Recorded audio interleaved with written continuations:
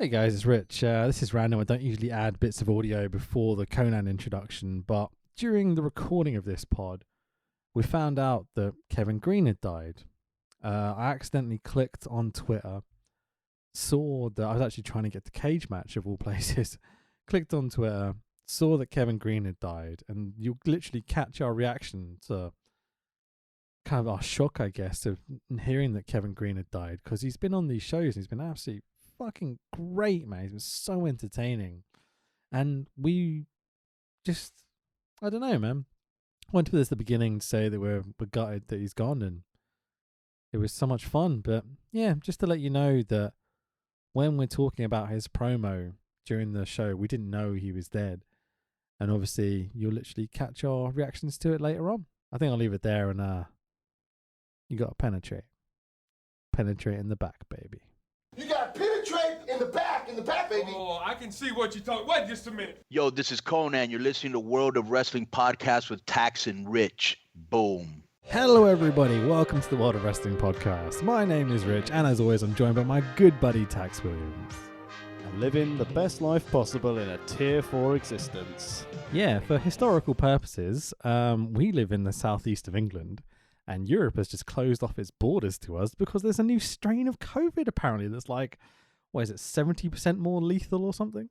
I think it's called Whitfield shopping centres being opened and fuckwits going shopping for Christmas, touching each other up as you queue for your fucking Diamante handbags. Oh, Thanet, it is quite a place. I mean, you practically live in Thanet. You technically Thanet? I am Thanet, yeah, I am amongst, I am the reason we started in Tier 3. You're almost Canterbury, though. Like, you're far from, like, Margate, you know what I mean? I'm sandwiched between Margate and Birchington. But yeah, we're living a Tier 4 existence. I found out only because someone sent a text message. I'd taken my daughter to the park, came back, and just a group chat I'm part of from my nerdy accounting friends who I did my training with. She said, "Oh, I wonder what this Tier 4 is going to be at 4 p.m." And I was like, "What the fuck? What's this?" Watched the news, and then straight away thought, "Oh no, my poor mother." Because again, if you followed the pod and you've been listening for the last 12 months, you would have found that we had a little bit of a gap in January of 2020 because my mother carelessly decided to have a brain aneurysm, had required 7 hours of brain surgery. Fucking attention seeker. Yeah, sure. So she survived that, went into isolation without actually being able to see out of one eye and being told she might need an operation, just fixed her own eye every day by just being in isolation going, just going to train my eye to work again, and did. Genuinely impressive, yeah. It's insane. Then discovered she had lung cancer and had it cut out, and then was quite looking forward to coming over for my lovely Christmas lunch. She hadn't seen this, so I phoned her and went, "Really sorry you can't come for lunch," and I think she thought I was taking the piss for the first half hour. Oh, God. And then my wife was out, being a super spreader at Canterbury Christmas Market. Idiot. She doesn't listen. She doesn't care. She doesn't buy the merch. Fair. And I then had to do a mad dash to basically to East Sussex to get her Christmas gifts. And I said, "Are you going to be going to see Nan on Christmas Day then?" She was like, "I don't want to fucking spend Christmas with her." I can relate to this, but yeah, go on. So I frantically drove to East Sussex thinking, well, I've got to be back by midnight. I basically threw Christmas gifts through a window and a ham that I bought in the day. Nice. which highlighting how hoity-toity I am in my life, that I bought it home and both me and my wife looked at it and went, "It's not big enough, is it?" No. It's got to last like 6 months. I was like, this isn't the ham we're just going to eat. If I cook this on Christmas Eve, I'll eat it by the time I've carved it. Oh, no. Is it kind of like fist-size ham, or is it like, thigh? It's not anymore, not in comparison to the giant gargantuan half beast I went and purchased this morning at 6 a.m. Love it, mate. Love it, love it, love it. But that is it now. I am outside of picking up my turkey on Christmas Eve from the butcher's. I am not leaving my homestead other than to drop my daughter in nursery, as, I'm looking forward to a very isolated Christmas. But I guess your plans have also been thrown up in the air now. Yeah, sure, man. So, I mean, we're very fortunate because we live in a little bit of the countryside down here. We've got like a local farm shop near us that are doing all our Christmas stuff, including all our veg and all our meat Yes. and everything. So we're gonna break the bank on that. God bless Wrestle Talk for employing me so I can afford this shit. It's delightful. Ollie Because you're on Davis is paid the annual leave. You're on Yeah, paid bro. leave for the first time since I've Ever. known you. literally since I was 16. I've never had like a job that's lasted more than 6 months under proper employment. So this is the first time I've ever had time where someone pays me money not to do work, and I'm like, huh? I had to clarify this a few times with Ollie over this year. Just be like, wait, you're gonna pay me to be ill? Like, how does this work? Yeah, what a lad! What an absolute lad! Wait, you're going to pay into my pension?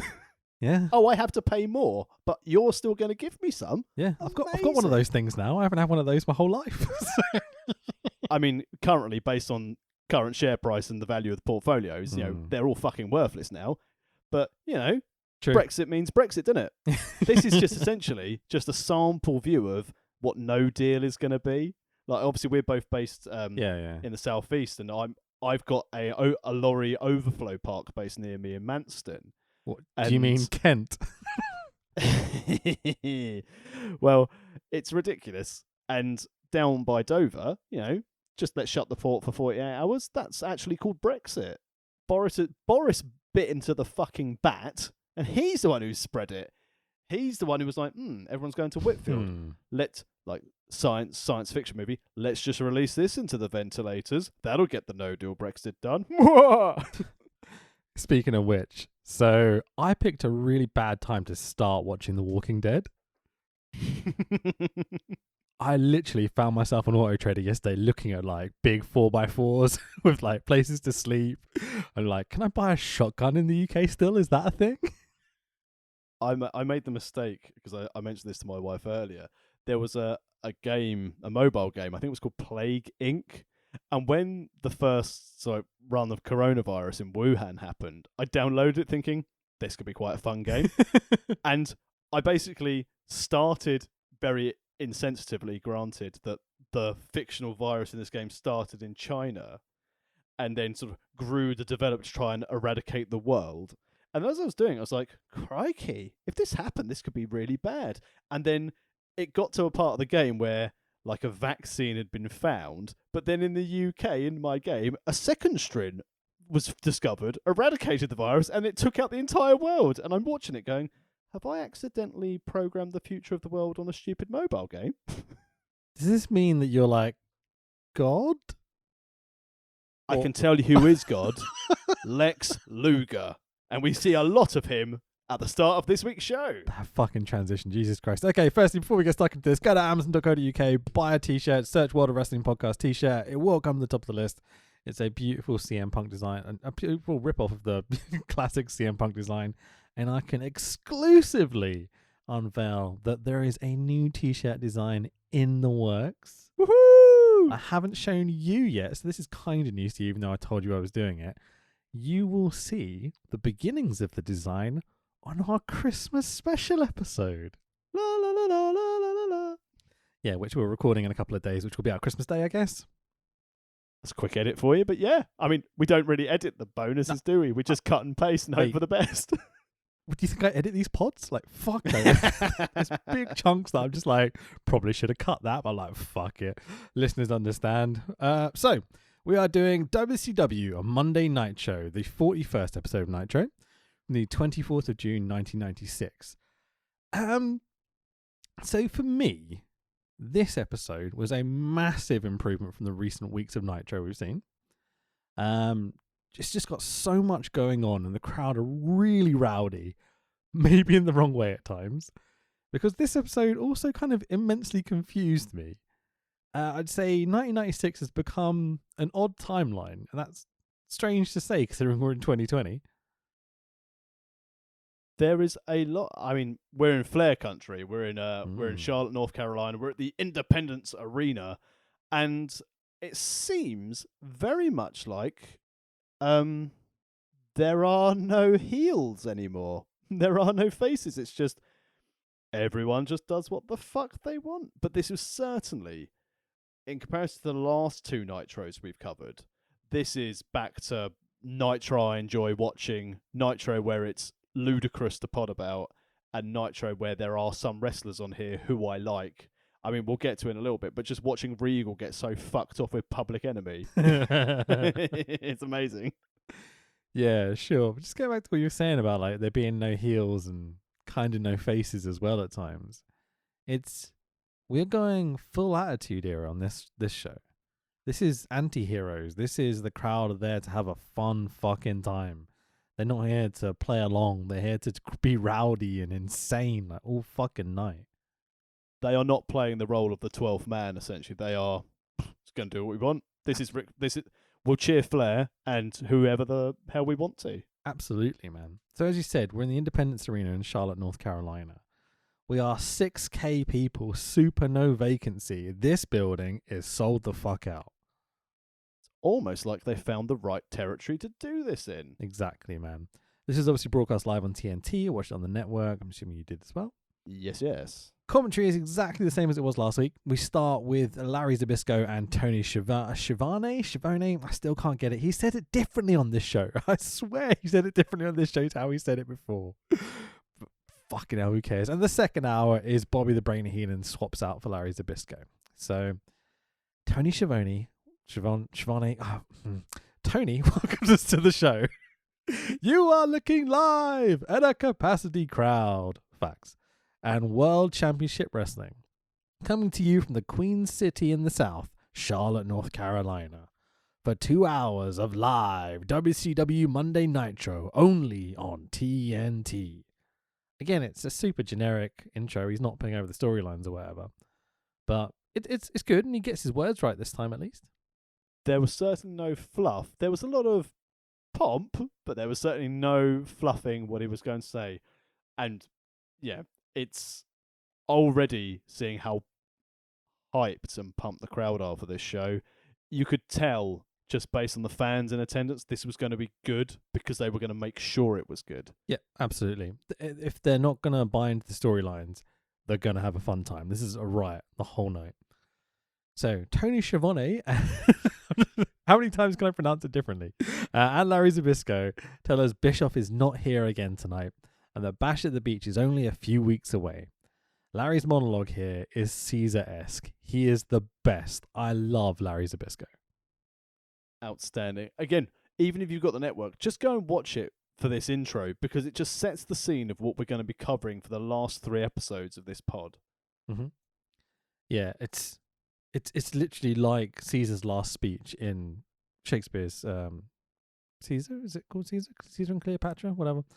It's that good. He's like he's about to cross the Rubicon the way he's presenting it, and that's the point we're at with WCW and the NWO and the Outsiders and such. You know, we're on the precipice of something really big happening, and you can start to feel it throughout the show, which made me very happy because I would honestly say the last 5 or 6 shows I've not really had that feeling.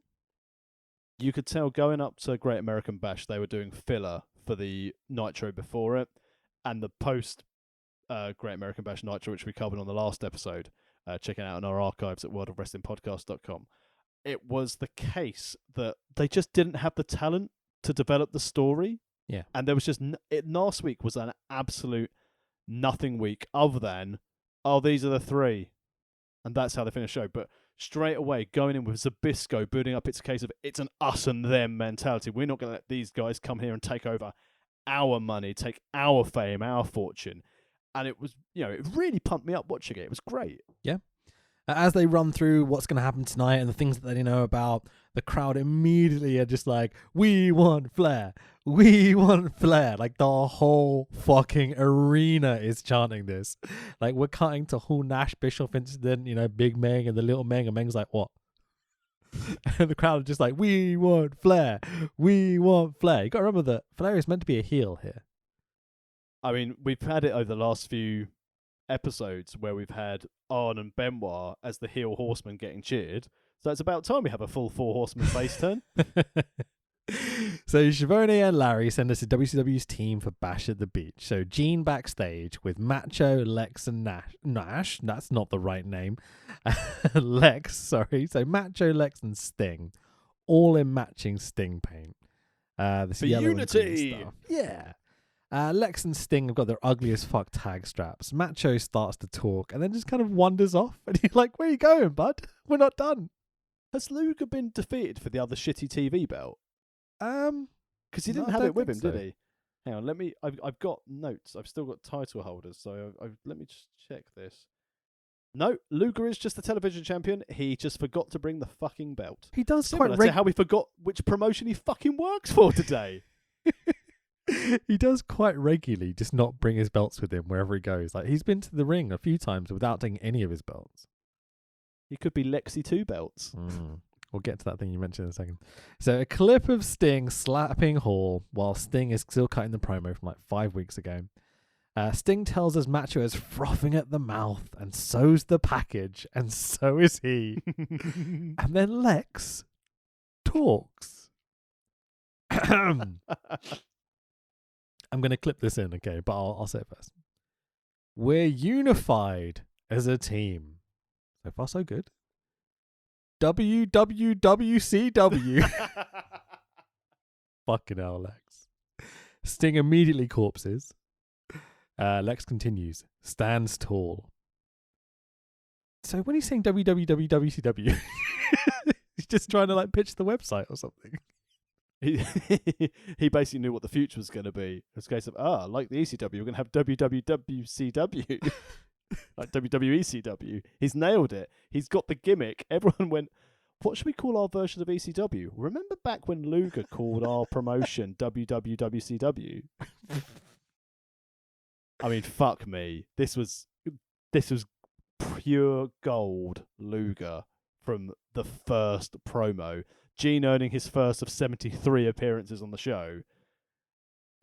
It was just a fucking cluster. It was great. I couldn't stop laughing. I was pissing myself, man. Let's do the whole thing. So his promo goes, we're unified as a team. WWWCW stands tall. Sting is pissing himself laughing the whole time. They stand strong.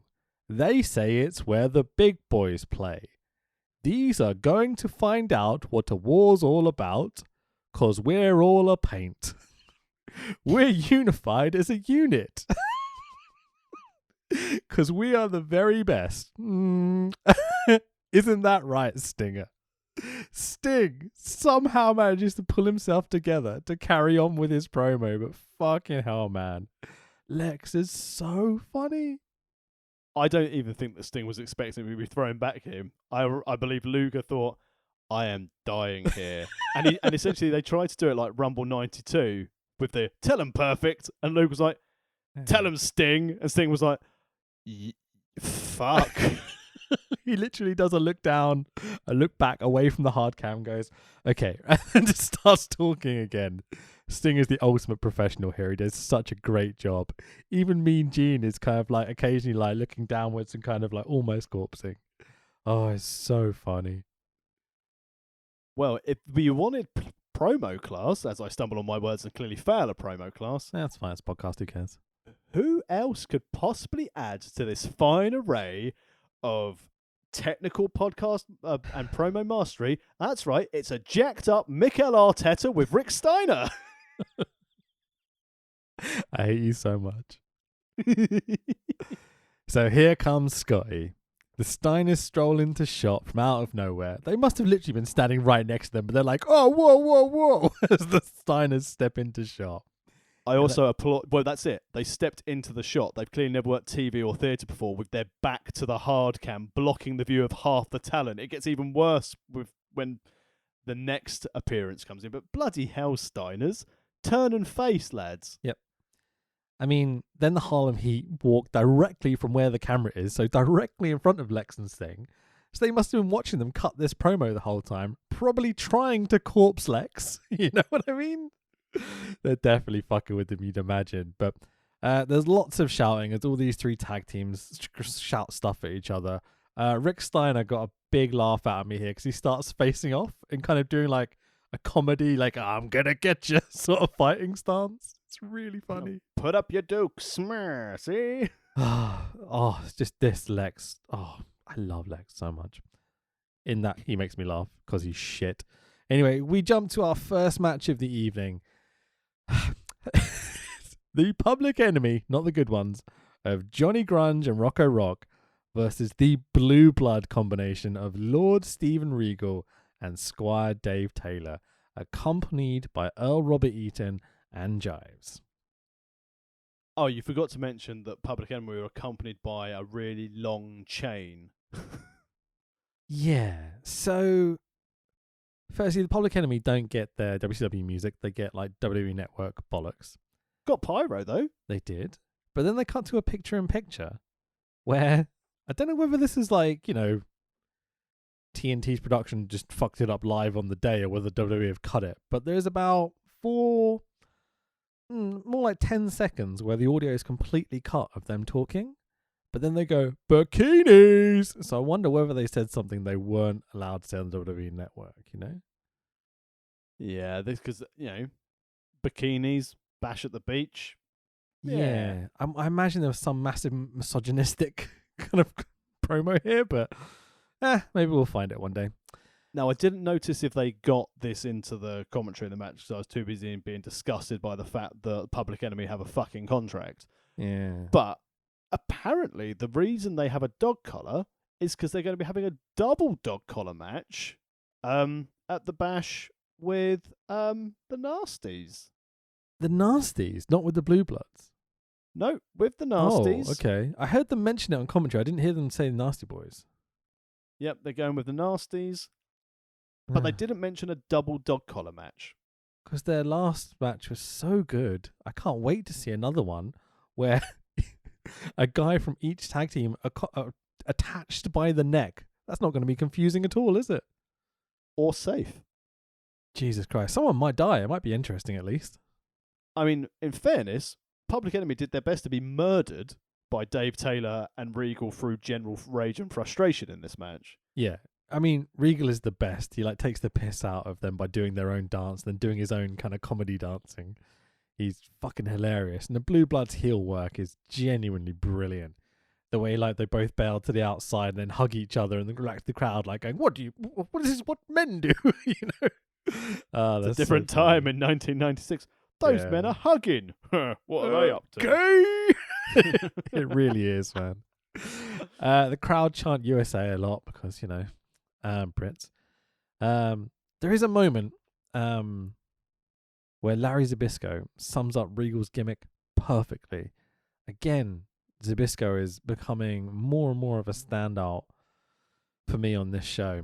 As Zbyszko talks about how Regal is so pompous that he has to embarrass his opponents, and if he could focus, he'd be unstoppable. It's like, just perfectly summing up Regal's character in WCW. Zbyszko's been the MVP of this whole run of shows we've been covering. Yeah. I would say Bischoff and the NWO guys are right up there as well, because every time they come on screen, it's impactful and shit happens, you know. Sting too. Sting's been excellent, man. But from consistency, like we've covered so many shows of Zbyszko on it now in this run. It's a case of we've not gone, other than making fun of his Rimmer salute, which is still great. He's not put anything wrong, and he is getting those characters over. But fuck me, this match, you know, Regal and Squire. Let's talk about the match, yeah, because oh my god, tried to.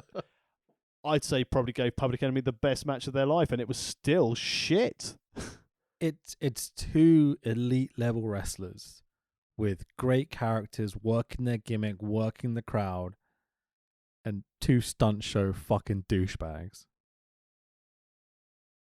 The roll up part, the fucked up roll up, just sums this all up for me. When Dave Taylor went to roll up Rocco Rock, and Rocco Rock just like rolled just on his belly rather than being rolled onto his shoulders, and then Dave Taylor just kicked him in the head. Yeah. There's a moment where Regal gets pissed off as well and just literally jumps in the ring and is like, well, fuck you, and just kicks one of them in the head as hard as he possibly can. And you're like, yeah, I think they've earned it by this point because they're just shit, man. They're so bad. They're genuinely dangerous. They look like they hurt their opponents all the fucking time, man. It's again when they started trying to do an Irish whip, and then Dave Taylor ended up pushing Rocco Rock against the turnbuckle and just gave him a couple of uppercuts and was like, I will lead it. And then straight away you saw that Rocco Rock tried to do something on himself, and Dave Taylor's like, nope. Yeah, absolutely, man. It was just Regal and Taylor were as good as they could be with their dance partners, and they tried to pull a match out of it. Yeah. But I don't think there's anyone who can get a good match out of Public Enemy. The only good thing Public Enemy ever did was the dance that Men on a Mission stole. The raise the roof type, like, Yeah. hey, oh, type thing. And one of them was going to be the third man. Yeah, sure. So the Blue Bloods pratfall around the ring. Regal punts one of them in the head. Absolutely great. Eaton trips Grunge. This is the finish, by the way, guys. Grunge falls onto his own cast on his broken arm somehow. Starts selling it like he's a fucking tit, like just flopping around the ring, grabbing his head, standing up, flopping back down. Like, what? What? Have you ever been hit in the head with something legitimately, mate? Would you not know what happens when that actually happens to you? But Dave Taylor poses in the ring. Grunge hits Dave Taylor with the cast. And can he do that, Joey? For the 1, 2, 3. You're like, well, what was the point in Grunge falling onto his own cast if he's then just going to hit Dave Taylor with the cast for the victory? He's identifying that how much it hurts to hit the cast, so it's a believable finish. I mean, this was dog shit. So dumb, man. Like, and the face team doing it. Yeah, absolutely. The face team cheating to win. I mean, with how faces and heels are on this show, maybe that's logical, to be fair. Well, very true, yeah. So the winners are the Public Enemy, not the good ones. Blue Bloods did their best, but these stunt show idiots are just the worst. They can't fucking wrestle. Like, they seem so obnoxious about everything they do as well. I bet they think they're like the top draw as well. Like they're like going for the payoffs, as we keep seeing on BTE, going to that pay window. Yeah, well, they kind of were in ECW. Money. They were like the top draw for a little bit in ECW. So I think they thought of themselves as like, oh, we're sought after, we gave poorly ECW or whatever. Then they went to WWF and the Acolytes showed them what the truth was, Good old Ron and Bradshaw. Good lads. Yeah, sure. I hate Bradshaw, but that one moment, I watched that the other day actually, like really recently. It's brutal, man. There's a chair shot that JBR gives one of them on the outside. I think it's Rocco Rock. He literally slams it as hard as he possibly can, direct into the top of his head. And Rocco Rock goes down and he does not get back up. Welcome to the big leagues, boys. Yeah, not for long. They left after 2 weeks, I think it was. Yeah. Anyway, should we move on? Let's move on, yeah. Okay. Harlem Heat promo as we cut to the adverts. They're great. All the audio on this show was kind of peaking. Did you find this? Production was not at its best, considering how we waxed lyrical on last week going, it's really good how they got the TNT guys, it's much better than the pay-per-views. To then come in this week, it's almost like, oh, was it like the TNT Christmas party? So they got some dimwits to come in and do the production for this Nitro. I mean, it's June, but, maybe so. As we come back from ads, the Dungeon of Doom music is playing, and I'm immediately like, okay, so it's one of two people. It's either going to be Giant having a match, or it's going to be Sullivan. Fuck. Sullivan, my son! Kevin Sullivan, with known racist Jimmy Hart, makes his way to the ring. And in the ring already is Kip A.B. And I'm like, oh no, Kip. Sorry, mate. Sorry you had to do this. Walk and or brawl. It's basically a crappy repeat of the Benoit match because they go up the ring steps, they brawl around the back. Teasing the ladies' bathroom again as they did at the last paper. Going, oh, I wonder what's inside there. Let me give you a clue. Lavatories, sinks. Yep. There's nothing exciting in there. It's not a case of going, oh, what do we find here? Maybe it's going to be a sexy party. No, it's women taking people boops. vacating their bowels and washing their hands. Hands, face, space. Sure. I mean, well, Sullivan might be into that sort of thing, so who knows. Time to get the Amarashi out. I'm Kevin Sullivan. Sullivan throws Kip into the women's toilet doors. Throws him into a Subway sandwich stand. Can he do that, Joey? Everyone loves cheap free advertising, especially the security guard going behind there for Subway going, can't sell that Italian BMT now. He's sweat on that. No. Might have to give it to someone else, maybe. Subway known for their hygiene and food preparation. Absolutely. Sullivan just leaves Kip and grabs a snack from one of the stalls. He doesn't really. Sullivan heads back to the ring. Mean Gene is already in the ring with known racist Jimmy Hart. Hart cuts a promo on the Horseman. But remember, Sullivan doesn't care about the Horseman. From last week, yeah? Of course he doesn't care about the Horseman. Sullivan then gets in the ring, cuts a promo on Benoit and the Horseman. But you don't care about the Horseman, Sullivan. You dumb fuck. The crowd shit all over it. Chant, we want Flair. Thank you, crowd. I appreciate you. Sullivan mentions everyone here wants to see Flair versus Giant, but it's not going to happen. But it's not going to be pretty. And I'm like, well, which one is it, you douchebag? Either Giant is going to kill Flair and it's not going to be pretty, right? Or the match isn't going to happen, right? It's one or the other. You can't say both. Not trying to be logical with your booking. He's covering all bases. He's Russoing it. He's literally the worst. I think definitively. Well, there's one other person on this show that might top him who's coming up next. But Sullivan is definitely a contender for shit ass of this series. And fair play for Jimmy Hart for learning and watching tapes when he got on the mic. So if I have to hear Flair say, "Woman, oh woman, won't you marry me now? And I'm going to Space Mountain one more time. I'm going to choke myself to death." Well, I really hope he does. If only. Blood Run Coles, each one of us is a warrior inside or something. Still no Glacier. Apparently he's coming in July.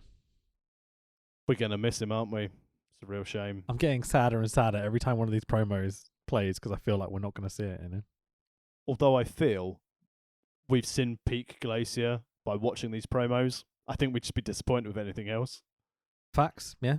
I mean, I remember seeing it the first time. I just don't remember when it was. So it's like, you know, I know it's coming. And I'm like, oh, it's not very good. The entrance is good. And he does some cool kung fu shit in the ring because it's Glacier, you know. But the build is the best bit about Glacier, you know. And we're experiencing that at least, so it's quite fun. Someone should have given me Steve Blackman versus Glacier in a martial arts lion den on a pole match. It's constantly doing spinning heel kicks and stuff and missing from miles, you know. I'll throw X-Pac in there as well. All the wheel kicks. Next Maybe up. wheelie good. Fuck off. Next up is the WCW World Cruiserweight Championship match. You know these are going to be good. Of Dean Malenko, our current champion, versus... Oh, it's Bobby Walker. Fuck. It's hard work to watch Bobby Walker. Because his gimmick is hard work, Bobby Walker. Listener, if you didn't know.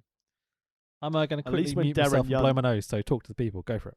I was going to say, at least when Darren Young did a hard-working gimmick, it was like, no days off Darren Young. At least it worked for him.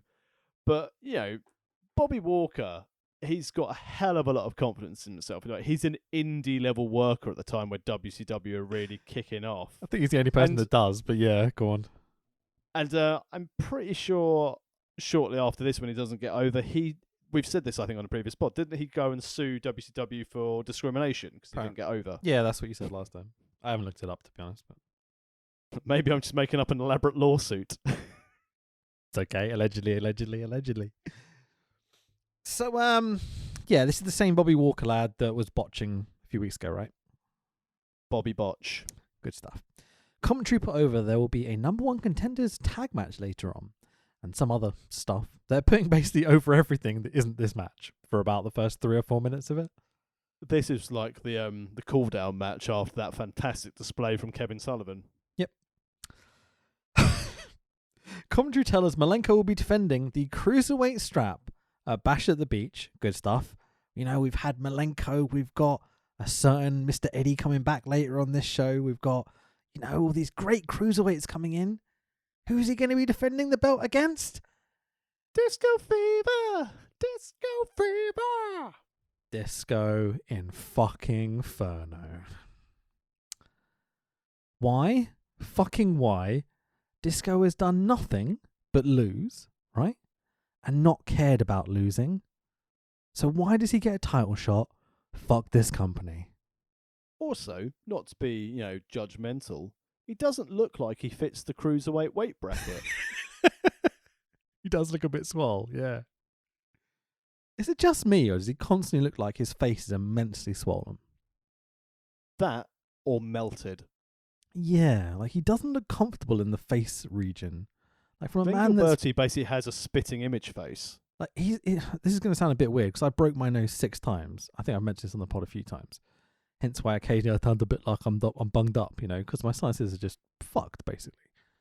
But sometimes I wake up in the morning and my face is immensely swollen. Disco Inferno looks like that 24 That's hours what a day. Nandy does to you at night. Hey, didn't put me into bed last night. Wallop, punches you in your sleep. Like, I regularly wake up with black eyes and stuff just because my sinuses swell sometimes. Like, it's the I thought you weirdest were about shit. to say I regularly wake up with black eyes because Nandy hits me. No. But yeah, Disco looks like that all the time. Like, I don't. Maybe it's just that's just how his face looks, Yeah, it's interesting looking cat, but as you said, from a storytelling standpoint, this is up there with the, well, we're not going to give DDP the title shot, so it's going to go to the last man who will eliminate before him, Luger. Wait, hang on, that was Barbar. Shut up. So that's Barbar. We'll come back to that later because a lot of these people make a return on this show. Thank God we've missed them. Anyway, we're about 3 minutes in to Dean Malenko and Bobby Walker for the Cruiserweight belt, remember? Which is it's quite good. It's not great, but it's okay. Lots of solid holes from Malenko, and commentary are just constantly putting over other storylines, and they're working through it. Massive powerbomb by Malenko to quite big Bobby Walker here. Really great. Again, not cruiserweight weight. Yep, does not seem like it. Cloverleaf locked in, but Malenko is distracted by something else. It's fucking Disco Inferno with a gold record. Apparently It's bad career choices. So where the fuck is this gimmick from? Like, I know they do Saturday night as well that we're not watching because fuck that shit. But Disco comes out with a gold record, like a plaque, basically. I know kids listen to this, like kids listen to our podcast. Come on, but there are younger people listening to this. A CD is a thing that used to buy music on, and he's got like. Oh, that tickled me more than it should. You wait till one day. If you aren't aware what a CD is, go and Google what a mini disc was. I had a mini disc player and mini disc. I bought Californication on mini disc. I think you and me might have been the only 7 people in this country who owned a mini disc player. Could have been, man. It was the funniest thing ever that like no one ever released albums on mini disc. You had to go buy the CD and a mini disc to copy the CD onto the mini disc to use the mini disc player. It's so fucking stupid. God, that in fairness, Disco Inferno had sold 1 million CDs or mini discs. So apparently, as you say, Disco Inferno sold 1 million records, CDs, whatever. And Like so Goldberg's streak, it definitely wasn't inflated or fictional. I'm like, so this wasn't a gimmick last week, but it is this week. So in a week, he's made a CD, sold 1 million of them, and now has a plaque. What the fuck is this plot? Is this just like record sale envy from you when you were an Iris? Shut up, you. Disco grabs the mic and tells production to play his music. They do so because they fucking hate me, apparently. As the match is going on, Disco gets in the ring and starts dancing. I'm like, what the fuck is this cunt doing? Get him out the ring, Rev. Disco up on the ropes. Malenko drop kicks Walker into Disco, knocking Disco to the floor. Thank you very fucking much, Dean Malenko. Bridging Northern Lights suplex. God damn, Dean Malenko's fucking awesome. The Schiavone calls a waistlock for the 1, 2, 3. I'm like, this is great. And winner and still Dean Malenko. He's just the best. And winner and still Dean Malenko. He hasn't changed. No, okay. And still cruiserweight tag team. Whatever. I don't give a fuck. Cruiserweight WCW bollocks. Yeah. I mean, considering what hit the interruption he had, Dean Malenko was probably sitting there going, "Fuck, am I still Dean Malenko? Am I deserving to be treated like this shit?" To clarify, I'm just saying and still because I can't be bothered to say the name of the title every 2 fucking seconds, but it's fine. I'll say it. And still WCW Cruiserweight Champion. I almost said Tag Team Champion again. Fuck me. Dean Malenko. All right, Lex. I'm not that bad. Anyway, so Mean Gene hops in the ring because, it's WCW. has a little chat with Dean Malenko. Disco kind of stands behind them and looks like he's going to hit Malenko with the record, but doesn't because he's Disco Inferno and he's a fucking waster. Disco starts talking shit on the mic because his mouth may as well be a shithole with the amount of shit that comes out of his shitty mouth. And he fucks off. You're like, why? Why Disco Inferno? I don't get it. But it's getting a reaction from us. Like we said last week, you know. Because we do a podcast. If you want me to watch your TV show, the second that disco music hits, I'm like, nope, what's on Raw? Oh no, Flash Funk. Although at least Flash Funk was good. And I know what you're saying, but Flash Funk's one of the greatest wrestlers of all time, right? Most influential, at least. He did fucking 360 flips off the ropes and stuff, you know? Not the greatest of gimmick, because obviously Vince McMahon was like, we'll do a music character with him. Flash Funk. Yeah. Good theme tune, though. I haven't got a problem with disco itself. It's this fucking cunt doing the wrestling that I don't like.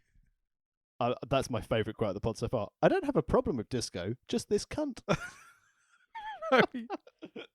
Maybe that's going to be on the new merch. Who knows, man? Just to say, Glenn Gilberti, I think you are a douchebag. Just to throw it out there. Let's carry on. Unless you want to say something about this. I'd rather move on and talk about the sales of the VHS plus shipping and handling. Good stuff. If we meet Conan one day, I hope he doesn't hear this. I like Conan, and I think he's friends with that idiot, yeah? I think he'd probably prefer us to take the piss out of that idiot. Cool. As we cut to ads, Arn Anderson is voicing over a little clip as they're showing Horseman and also the Rock and Roll Express. And I'm like, hello. Ooh, hello. Nothing announced quite yet, but, you know, something's happening there with the Horseman and the Rock and Roll. Like, okay, maybe we might get that later. Bash video promo. At least they've dropped the, it's going to be more beachy tagline they were using. Yeah, but was this, because obviously I think there were a couple of promos in the show, was this the one where they had the boy thrown into the water, or was that the later one? No, that's this one, yeah, with the two women that kind of do their two-piece talking where they're reading off a script. Obviously, it's very bad. I like to drink pina colada by the beach. Yes, I like it too. Let's pretend to be sexy and interested in this fucking nerd. Splash into the pool he goes. Wrestling. We get our first WCW Saturday Night promo. They're actually putting over the other show. The big news that's coming from this promo is that our boy Sharky, he's not a shark, he's a man, seems to have injured his eye.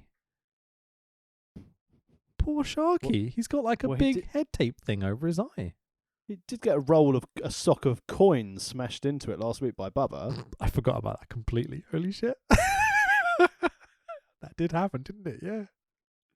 But I like the fact that they've already recorded the stuff for Saturday Night because they could show the taping of Sharky walk to the ring with his eye bandage. It's Monday. You're right. Wait, hang on. No, surely that's the Saturday just gone. But it's telling us to watch Saturday Night at 6:05 Eastern on TBS.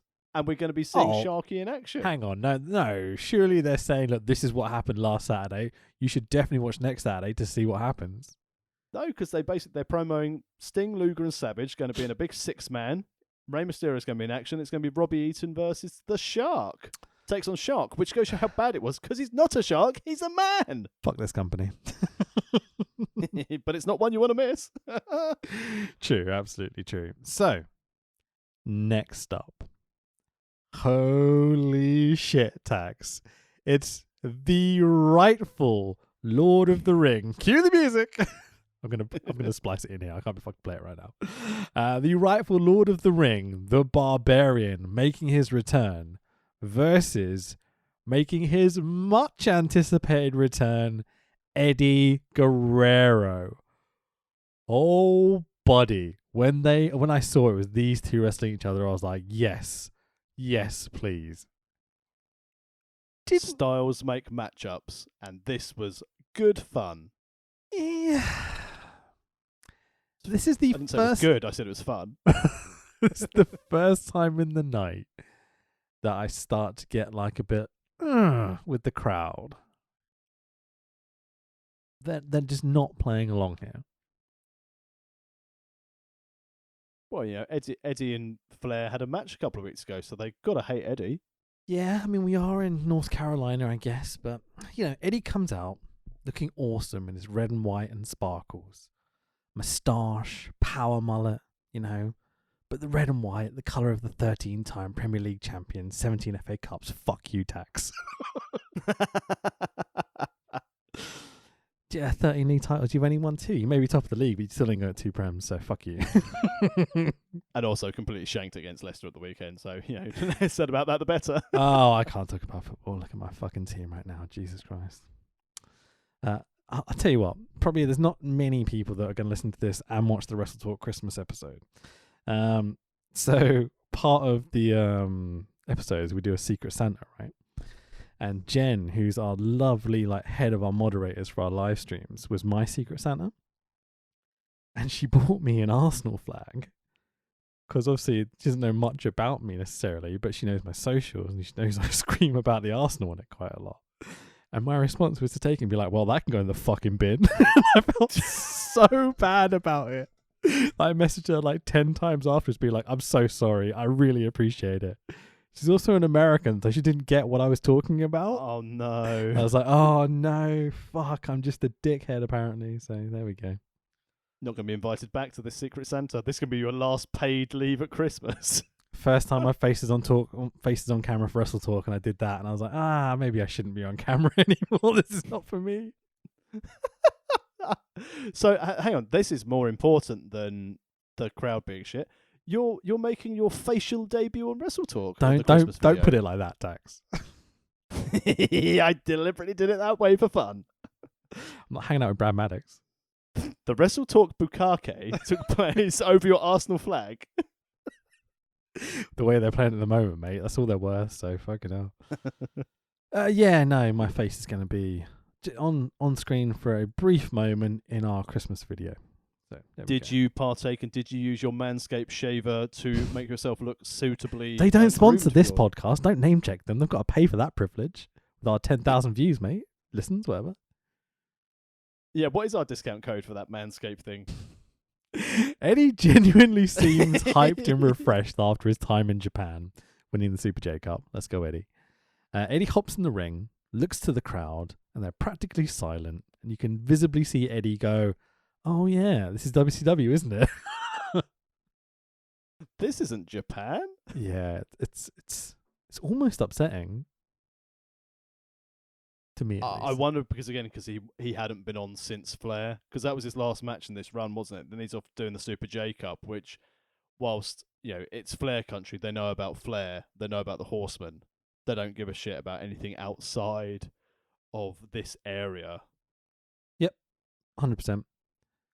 The match is Barbar's power versus Eddie's speed and agility, as you might expect. Barbar gives Eddie a powerbomb for the ages, and Eddie's like, fuck you, and kicks out a 1. I'm like, I love you, Eddie Guerrero. Eddie seemed to really have a bee in his bonnet at this show, and I wonder if, as you said, it is because of the fans. He's like, I've just won the Super J Cup. I've won one of the most prestigious tournaments in all of professional wrestling, and you've got me here in front of a set of fans who really just don't care. With one of the stiffest bastards in pro wrestling. Yeah, that powerbomb, he didn't help Eddie land gently, did he? No, he picked him up over his shoulder and he slammed him as hard as he possibly could, shoulders first, into the mat. Kick out 1. We'd be shitting all over Sullivan for that. But it's Eddie Guerrero, so he can do whatever the fuck he wants, he's the best. So the match is a bit weird, as you say. It seems like Barbar is meant to be the heel and Eddie's meant to be the face, but this is 1996 WCW and Barbar's doing kind of Goldberg-style power moves the whole fucking match. So Barbar's super over, getting cheered. Eddie is actually booed at times by this crowd. And I'm like, hey, this is Eddie Guerrero we're talking about. But, he wasn't the Eddie Guerrero we know at this current time. We know he's good in the ring, but he's probably relatively new to a lot of these fans still. So he hasn't quite established himself, I guess, is the one bit of reasoning we can give to it. It's a good thing though that Eddie Guerrero tried to win them over after we've seen a really good high flyer like Rey Mysterio Jr. debut to try and hit Barbara with what can only be described as a very dubious Hurricane Rana. Yeah. He has to adjust 2 or 3 times, try and get his leg over, roll through, and you can see that the planned spot, at least, or what Eddie usually does at this point, is go for the cover. So Barbara kicks out and it can roll to the next spot or whatever. And Eddie doesn't even go for the cover. He's like, nope, not good enough. Up we go. Let's keep going. And you see Eddie's professionalism, I guess. Yeah. Yeah, if at first, not trying to, because it would have just looked shit. Had he tried to pin him after a botch, at least, carry on the match, carry on the story. Yep. It didn't miss anything by being there, but it was very much, there were parts of it that were very enjoyable. With this, it always is with like power versus speed, but it just seemed that they just didn't click at all. Nothing seemed to work for either guy. Which is probably surprising considering that these two guys are usually both very entertaining. Yeah, but Barbar's still got beef that he should be having a title shot. Yeah, Lord of the Ring, So this finish, Tax, it's pretty scary looking. Not safe at all. Good idea of what they're trying to do, but executed very dangerously. So Barbar and Eddie go up to the tippity top of the top rope. Not noticing before they've already done a big overhead belly to belly. Well, overhead belly to belly. Barbar launches Eddie out of the arena. Yep. Barbar drags Eddie up for a superplex. And I do mean drags. He's literally wrenching his neck upwards. Eddie kind of like falls forward onto Barbar, who falls backwards for the 1, 2, 3. But I can't really describe how much it looks like they're about to fall on their fucking necks at any moment as they're doing this. The angle where Barbar goes down, instead of falling back and doing a flat back bump with Guerrero on top of him to cover him, it looks like Guerrero over-egged it, and they're just, instead of going for a flat back bump, they're starting to go like 30 degrees more than they need to. So it's like they're being the end of a javelin going down towards that mat.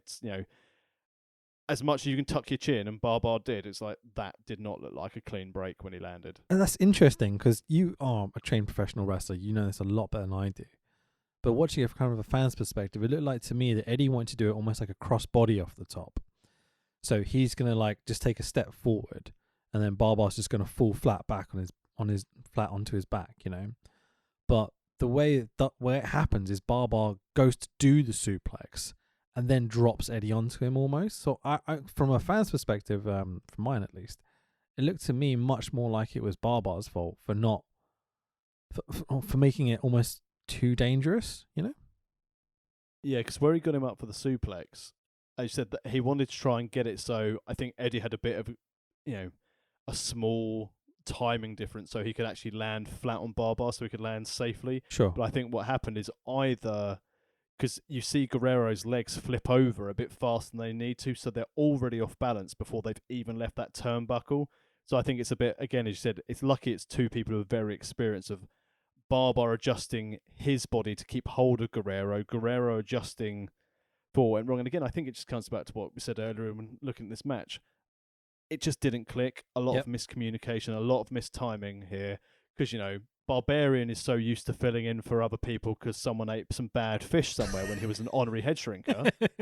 Sure, yeah. And Guerrero's been in Japan for a while, so, maybe he's just speaking fluent Japanese that Barbar isn't aware of from his, island background. Who knows, man? It's weird. I was But really either way, go on. it was, I was going to say, either way, it was just, it didn't look good at all, the finish, and it just, nothing in this match clicked. It was, I said, fun power spots from Barbar. Guerrero didn't get his chance to shine in this. And because it's WCW, Mean Gene hops in the ring to chat with Eddie. They show a clip from like 3 months ago, where Eddie was wrestling Conan for the US strap, and Eddie took a shot to the bollocks, so therefore lost to Conan. Not a deliberate shot to the bollocks. And then Mean Gene asks Eddie about the Outsiders, and you're just like, what? Why?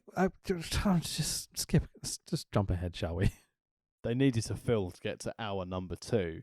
But poor Eddie, I don't know if he expected it to come, because when Gene said to him, "And what do you think?" He was like, "Oh yeah, it's not great. We've got great unity here with the where the big boys play, and I would have put my name down on that list." Yeah, He wasn't not at even that level here. yet, Eddie. Yeah, exactly. Been in Japan for like a month or two, mate. Like a month. Yeah, it's about a month. But the worst thing Anyway. about the promo was they asked him about it as the "Let's go to the ad break" music started playing. So Yeah. Guerrero's having to do his promo over it, and then Gene's like, "I've asked you a question. Fuck that. We're off to break." Yep, the whole thing's a mess. Like Gene has to cut Eddie off. It's just not good. So we cut back from adverts, and the Four Horsemen are on their way to the ring. So Arn Anderson and Chris Benoit, two of the Four Horsemen. They are joined by fuck that shit. Here comes Mongo, Steve McMichael. He's here to penetrate. Penetrate in the back, baby. Wait a minute. I've got that quote down now. It's lovely. I love it. And again, it's as we said last week. Make sure you listen to the end of these pods because you always get nice little things at the end. You got to penetrate in the back, baby. The louder you scream, the harder the wrestlers will work. And I kicked your leg out of your leg. So, Classic. the two horsemen are going to be, two of the Four Horsemen, sorry, got to get that gimmick in, are going to be wrestling tonight. The Rock and Roll Express of Ricky Morton and Robert Gibson. Who booked the Rock and Roll, the Uber face team, to wrestle the over as fuck horsemen in North Carolina? Well, what a great way to kill any mystique of the Rock and Roll Express.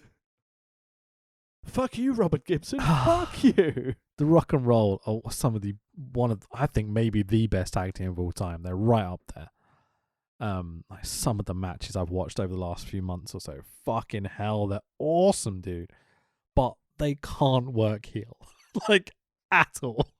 They are baby faces, and they will always be baby faces. They didn't have this problem a few weeks ago when we had it as Flair and Arn against Rock and Roll either. Because Yeah. like, I get the impression Arn's like, just want to work Gibson and Morton. That's all I want to work. Yeah. We're in North Carolina. Who's around? Rock and Roll? Yeah, fucking A, work 'em. Because it's an easy night. Easy money. So the Rock and Roll come out, do their face shtick, massive boos. Literally the whole fucking arena's booing them. But hey, fuck all that shit. The Dynamite stick is back for the countdown for hour 2, and I'm like, hey! At least Tony Schiavone got the right number this time. And we're going to be back in 19 seconds. Pyro. The pyro kicks in for hour 2, scaring the shit out of Arn Anderson. He jumps out of his fucking suit. It's great. I need to watch the countdown. I swear to God, they don't tell the guys that are going to be in the ring when it's going to happen. It's so funny. And that means that Larry Zbyszko switches out for Bobby Heenan on commentary. Again, Larry Zbyszko is absolutely cracking for that first hour, but Bobby Heenan is again brilliant for this second hour. He's got some fun stuff to sell later. The colour commentators through this whole run have been brilliant. I can't say enough positive things about it on the Nitros. I would go as far as saying all the commentary on all these shows has been fucking brilliant. Even Dusty. Yep. He's been funny just at times. comedy. Yeah. I prefer Schiavone and either Heenan or Zbyszko, but Bischoff, really, really good as well. On a par with Tony Schiavone, I would say. And bringing in Mike Tenay as well for the international stars is a Yep. really good touch as well. And it adds a level of importance to it. So they all know their roles. Yeah, like surprisingly so. I expected to hate the commentary on these shows. It's fucking great. I've enjoyed studying it. There's lots of notes and things that I've taken in for like future Pro Wrestling All Stars and sort of Wrestling 4 shows. If only it lasted throughout more than a year, hey? Yeah. What, my commentary run? No, WCW's good run of commentary, because it gets really shit soon. I mean, if you do put Scott Hudson and Mark Madden on the commentary booth. That's it. I'm looking at you, Mark Madden. The bell rings, and we cut to adverts, because fuck this company. Anyway, back from ads, and the Horsemen getting cheered for beating up Ricky Morton. And rightly so. Boo! Everyone stalls for about 2 minutes here because they're trying to calm the crowd down. Really smart wrestling here. These 4 lads are just really fucking good at wrestling. I don't know what else to say. They're so It was a good. real a real treat in comparison. I mean, Eddie and Barber are really good, but just following on from this was delightful. Robert Gibson is not my favorite wrestler in the world, but when he gets that hot tag and he starts throwing people around from corner to corner of the ring and selling every little bit of it like it's the greatest thing he's ever done, fucking hell, man. Why can't people just watch these matches and go, oh, that's how you do it? It's so simple. Again, even the classics like the double noggin knocker. Yep. It's stupid as fuck, but the way they do it, the way they completely commit, the way Arn and Benoit throw themselves into it and throw themselves out of the ring like it's the most deadly thing in the world. It's but without overkill, because then they're straight back up, aggressive, back in the ring, beating up the Rock and Roll do their little pops, kind of both get a move over at the same time, both pop the crowd, and you're like, damn, dude. Like they're not over because it's Horseman country. There is no doubt about that. But they still manage to get pops and work face. Like, fucking hell, man. The Rock and Roll, just the absolute best. I love them to pieces. I even like the fact that they can still have that work now, and the fact that like when they were in NWA and they were on Power, it was a case of we know they can't do what they used to do, but they elevate. I think Ricky any Morton team. can. Well, yeah, Robert Gibson is there for friendship. Yeah.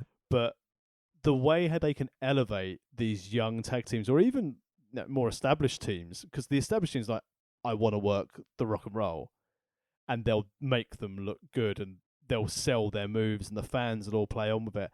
And in fairness, would you say it was Final Deletion where they brought the Rock and Roll back, which has given them the new lease of life, so people actually started booking them again on more mainstream shows? I don't know. I didn't watch all the Found Deletion stuff, I'm totally honest. All the TNA Matt Hardy stuff. I didn't really watch most of it. I watched some of it, but maybe that's one for the future. okay, we can maybe do that run.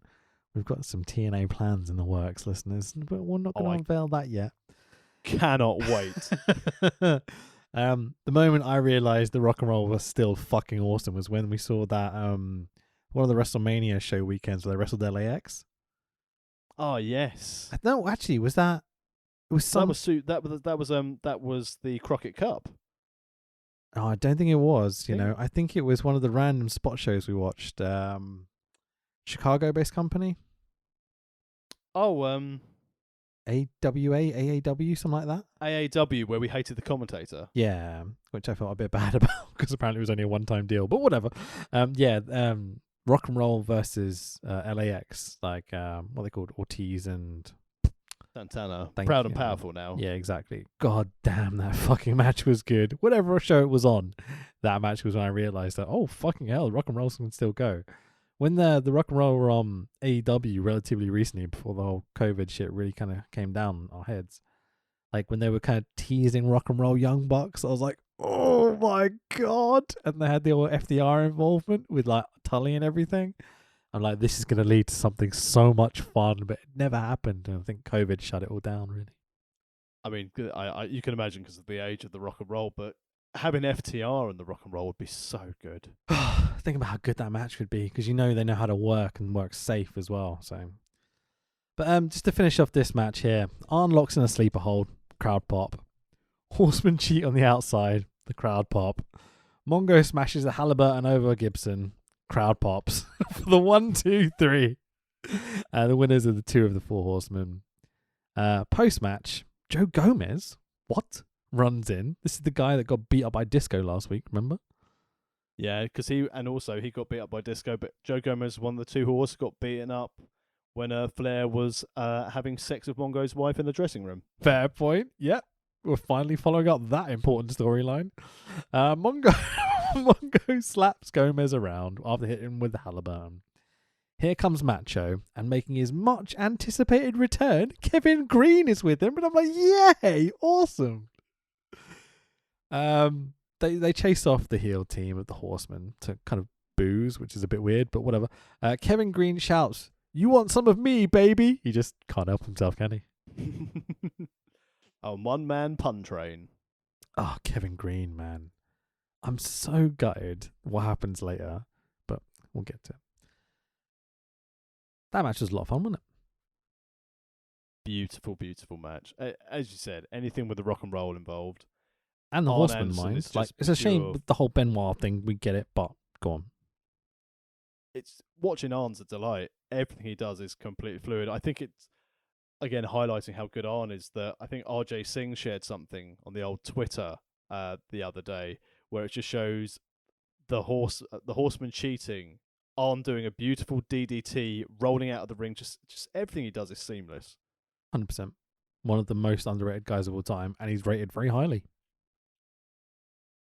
If he was like that level in WWE, everyone would be like, I don't understand why he's never had the big belt. Yeah, sure. He's one of those guys, you know. I don't think he ever needed it, really. It's the same thing as Piper. It's the same thing as Jake Roberts. They Mm. never needed the belt to be a star. 100% Rick Rude, Flair, perfect. Sorry, not Flair, perfect. A whole bunch of those names. Yeah, Flair would be fucked without the belt. The reason I said Flair is next up we've got Flair backstage with his harem of ladies again. The Horseman eventually joined Flair backstage, but he's cutting this promo about how, we're locked and secured backstage, like Macho Man can't get to me. And considering they're in North Carolina, you'd think you'd put Flair out there, but I guess he's meant to be a heel, so it wouldn't really work. Is that the logic here? I'm not sure. I'm not sure what they were trying to achieve. Because, spoiler, Flair is not on this show. He doesn't come out later. Like, he has a dark match, but we'll talk about that at the end, I guess. And also, did you notice at the end of this little promo how he tried to sneak Conan into the interview as well? Yeah, it's a bit weird. So, just to run through it quickly, Mongo shows off his Super Bowl ring a little bit. Flair briefly... And then he also shows the jewelry on his hand. Penetrate! You've got to penetrate the Super Bowl ring. Hey, wait a minute. That's great. Flair briefly, as you say, mentions Conan as Gene is trying to cut to ads. And I'm like, so I'm assuming Flair is going to wrestle Conan at some point? He's the fifth horseman. Like, yeah, fifth horseman, third man. Who knows? Did you get what this was about? No, because Gene, in true style, following the TV cues. So, Eddie, tell me about this. Oh, fuck. We're out of time. And what's that? You getting Conan in? Nope, get out. Basically, Gene Oakland's a racist. I wonder whether they cut a Flair Conan match that was meant to be on this show. Maybe. I'd be interested in seeing that. Yeah. Maybe we'll get it next week. Maybe so, man. We'll see. I'm trying not to look at what's ahead of us every week, so we're surprised, genuinely, like we're watching it for the first time. Because a lot of these bits, I've seen bits and bobs of previously, but I've never watched these full shows, you know. No. And I certainly haven't seen what we get next. DDP cuts a quick promo on Alex Wright. That's Wunderkind. I guess they're going to have a match later. We cut back from ads. Commentary put over the main event tonight is a triangle match for the WCW tag titles. Also, they put over the history of our sport could change at Bash at the Beach. And they are correct. Foreshadowing. As the crowd are relentlessly chanting, "We want Flair, we want Flair," Heenan's selling that he's worried the outsiders might be around, and they are constantly referencing the third man. Who have they got? These two guys coming into our company, they keep talking about this third man. Who's this third man going to be? Like, they're really going hard on this third man gimmick. So there's going to be a third man. Apparently so. Is it Luger? Is it Sting? I mean, Luger's on his way back to WCW. Cue up the Lord of the Ring music. Next up, it's party time, yeah. So it's Alex Wright, that's Wunderkind, versus Lord of the Ring. I guess he is Lord of the Ring, Diamond Dallas Page. Longest reigning Lord of the Ring champion we've had today. True, yeah. Dally in the pink and silver tonight, looking lovely. Just shades in a cigar, so a bit downplayed, which we've seen a lot of with Dally recently. But still thrusting at the crowd, shouting bang a lot, you know, getting his gimmicks in. I don't say it's all right, isn't it? Yeah, it's much better than the Slamboree Diamond Dallas Page with 23 gimmicks. Now we're down to about 5. Yeah, scaled it back a little bit. You know, this is 1996, WCW in North Carolina. They're cheering the Horsemen. booing all the good guys. Alex Wright does not stand a fucking chance, does he? He's Eurotechno is not overly popular in North Carolina. He's not even doing the dance. Just got the music. It's poor Alex Wright. And this crowd are really starting to not give a fuck about heels' faces, like, at all. It's just about who do they find cool, I guess. No one in this match. Well, the one thing about Alex Wright is he's definitely not cool. You know what I mean? It's like Dally is an obnoxious heel here that comes out to a Smells Like Teen Spirit rip-off song, which we don't get to hear, obviously, ding, ding, ding, ding, ding, ding, etc. Of course, he's going to be more over than the clean-cut, nerdy German lad doing hip attacks and pleading with the crowd to cheer for him, you know? He was one move away from stamping a foot and clapping his hands at the same time. Yeah. Good old Alex Wright. In what Come on! As he comes through every the curtain. babyface intro. Let's go! Come on! That I think I've said this before to Coach Wicked. Everyone uses these generic terms, so I've now started going, oh, hello. See, it's that simple. That is pro wrestling right there. Or, oh, I didn't see you there. Yeah, anything to just make something different to make yourself stand out. You know what I mean? Don't come through a curtain wearing fucking Zumbas going, come on. Although in fairness, Black tights. Fucking hell, lad. Stop wearing black tights, please. In fairness, coming through a curtain going, oh, I didn't see you there. It's because I was on that IPW show and the audience was the camera crew. Did the ring work, though? I don't know. I never got booked. I'm not a nonce. Fair point. I've been to a couple of IPW shows. Not a nonce. The association's there. I think I was thinking about this the other day. I think the ring has broken at least 4 times. Too much nonce bashing. I once saw, I think it was Alex Shane and Martin Stone do a spot where the middle of the ring just kind of dissipated. Or it could have been Dave Mastiff and someone. But yeah, the middle of the ring just completely went. I've seen, obviously, the one we were at where they had Park coming back from Dragon Gate. Ring didn't fucking work. Just like, I know he's doing his bastard gimmick there, but there's no reason why he didn't come out to try and sell merch at the end. I think he was just on the first train back to London to get back up to Newcastle to be like, yeah, what have I just wasted my time with? Can't believe we were in the same room as the Open the Dream Gate belt. I didn't get a chance to have a photo taken with it. That genuinely... I know how excited you were to see that. But seeing the belt was the highlight of that show. Honestly, yeah. Like, Park is great, but I've seen Park wrestle a bunch now. Like, privileged to be Brits, you know. You get to see Park occasionally, especially growing up. But yeah, just that Dragon Gate, it's like the old... It's like seeing the big gold belt in actual real person. Is that a thing? Sorry. Interesting. Saying that, as a quick sidebar, did you see that DDT have introduced 10-man tag belts? Excellent. I hadn't seen that, no. I have seen beautiful colours. They're like multicolored on the strap colours are different colours for the five members of the team. We need to do some more DDT, man. I did see that the Iron Man belt from DDT is floating around the AEW roster at the moment. Who's got it at the moment? I know Britt Baker had it. Then the Young Bucks book won it, which I think means the Young Bucks are technically the champion at the moment. I don't know. I love the fact that the book won it. Yeah, Britt Baker fell asleep while reading the book, so the book pinned her. I love DDT so much. I mean, in fairness to content, that book must make people fall asleep. We grew up in Northern California. We are Christians. We did wrestling. We didn't shake Booker T's hand. We went to Japan. I is on TV now. I is balding. My brother has beard. Tony can't give me money. We're executive. My wife involved in marketing. Why are we cavemen now? Our friend have job with camera. He does he job. Contract. He fuck off JR. He gets slung from 14-man tag. Our friend Kenny make money. We have money too. I is Bullet Club. This is their new gimmick. It'll be so good. Just come out and be, we Young Buck. We win belt now. Formerly, we Generation Me. We no like TNA. Hey, Tony, why TNA? TNA bad. You know Dixie? Dixie no here no more? Oh, Bischoff. Oh, no. No, Sonny Ono's not here, guys. Oh. Oh, that's great. This is the new gimmick every time we talk about the Young Bucks, okay? This is it. This is getting sold. This is the best story the Young Bucks have ever told. Oh, brutal. Diamond Cutter out of nowhere for the 1, 2, 3, and your winner's Diamond Dallas Page.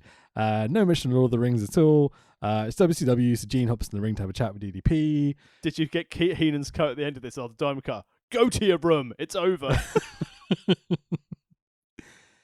They explain that DDP and Hacksaw, hooray, making his return, are going to have a match at the Bash. Why? What the fuck? No build?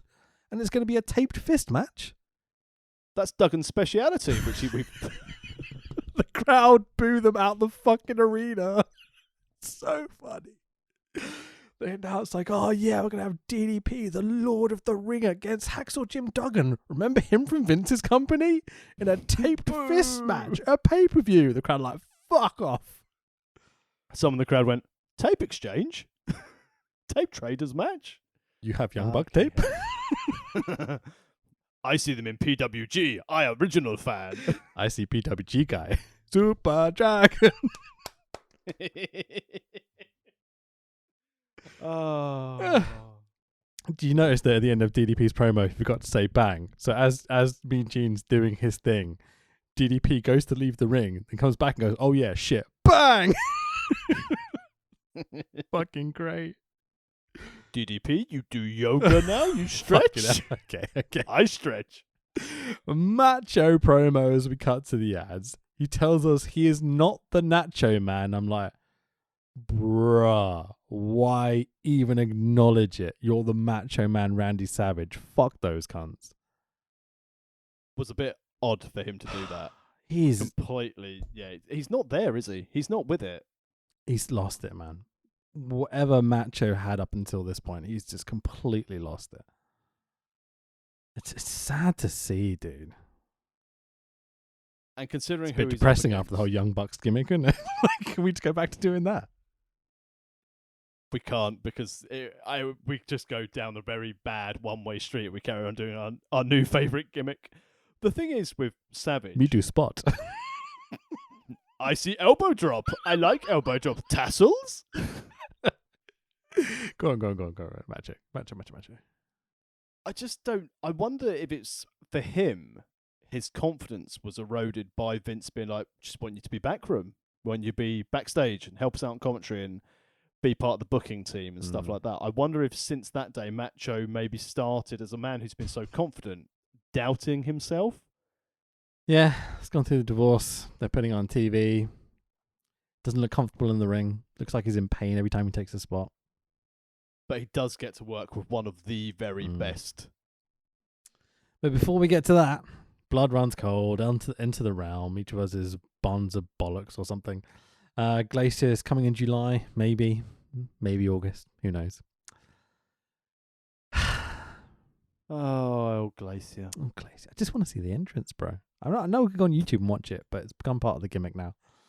So Fox's Glacier mint. Glacier. Back from ads, and yay, Kevin Green's here with Mean Gene on the entrance ramp. I got hyped to start with.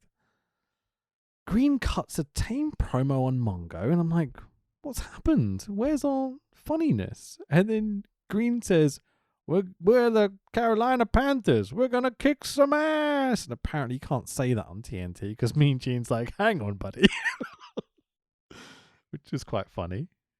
I like the fact as well that clearly what's happened after watching Bash at the Beach, like the Carolina Panthers come around going, you can't do this in the season, mate. Yeah. Because he's gone, and when I'm away, I'll be training. So give us more vignettes, Kev. Green finishes his promo by going, he fucking pays this off so well, man. Every time I sweat, every time I train, every 2-a-day workout, 2 at one time, every quarterback I drill, Every I'll be missing you. it's Sting lyrics. Every running back I pummel. Ooh. I'm gonna remember. Fucking hell. I'm gonna remember Mongo's cum covered slimy face. He doesn't say cum covered. He says, I'm gonna remember Mongo's slimy backstabbing face, baby. And I'm like, who's got a face baby? Hang on, Mongo's got a baby. What's a face baby? That's Young Buck promo. We face baby tonight. We face baby. Oh, we shoot. We back of shoe. No, that's a heel. Yes, we face baby. We always face baby. We do crutch job. We still face baby. Yeah. Money make. T-shirt. Buy. Bullet Club. Lawsuit cease desist. Green continues. After this season, I'm going to go on a Mongo hunt, and talks about getting 2 other people with the Macho Man to take on the 4 Horsemen. And that's when it clicked. This is the end of Green in WCW, isn't it? Yep. This is until he comes back and has his feud with Paul White. Sad Rich.